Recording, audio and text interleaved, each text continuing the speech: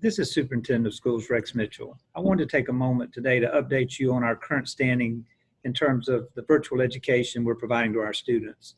On Saturday, Governor DeSantis issued an announcement that public schools would remain closed, would remain virtual for the remainder of the school year. So we will continue to provide the education for our students at home.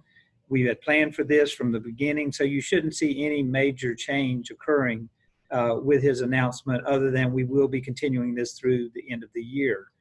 I know change has been very difficult. We've asked our teachers, staff, students, parents to all change the way we provide education. To kind of go along with that, I'm kind of sporting a beard right now in terms of thinking about our students each day. I needed something each morning as I woke up. I'm not a person that likes to wear a beard. And so I said I was going to do this until our students returned or until the end of the school year, so that each morning when I got up and looked in the mirror, I could think about each of you and what I know that you're going through. So hang in there. I know change is tough, but we're going to make this.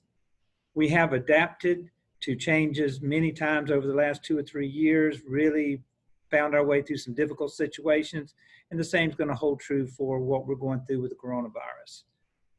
There is a new norm out there. We know from the past that things changed when we had 9/11, the Twin Towers. Many of you are too young to remember, but it did close events, caused us to have new security measures. The way you flew, the way you went to an airport and caught flights, all of those things have changed. The new norm you may see around here is people wearing masks, gloves, the social distancing. I'm sure that's going to continue for a while into the future. But the virtual education that we're doing is only temporary. So what we're going through right now, we're using to simply help our students continue to grow as much as possible through the remainder of the school year. Now, because we will not be having our end of the year testing as normal, we won't have access to the most current data as we prepare for the new school year. So what we really want to stress to our parents and students is we need you to do the very best you can on the work that you're working on now without worry or frustration about grades, but simply to make sure that you are at a position so that when the next school year comes, you're ready to pick up and take off from where you left off this year. Again, there's no need to have worry and frustration through this. Your teachers will be in contact with you. Just do the very best that you can. Now, one of the things I think we can do is really think about each other each day so that we know we have support out there.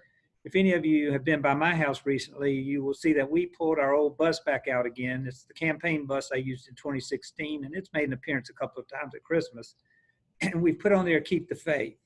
I invite anyone who wants to stop by and take a picture with it, to post it, send it to us. We'd love to put those out to show our support of the school system. It's just a way to help keep our families and on our thoughts.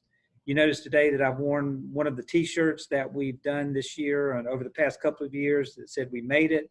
This was back when we were struggling a little bit academically, our finances, and again, we pulled through that just the same as we're going to pull through this. So wearing red, not only on Fridays, but other times, is another way to remember what we're doing.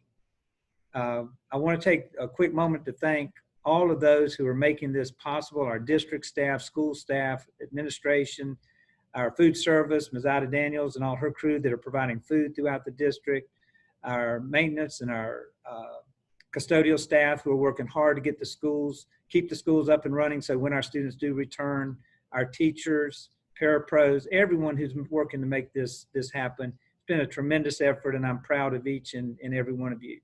As information becomes available, I will continue to update you through press releases, through announcements such as this one, so that you have the most up-to-date information.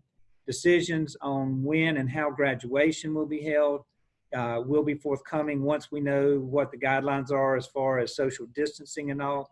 We will have a graduation service, but the date will have to be decided once we know how those guidelines are going to be dealt with. So as we close today, I just want you to remember this too shall pass. We want you to keep the faith. We look forward to seeing each of you in person. We miss and love all of you.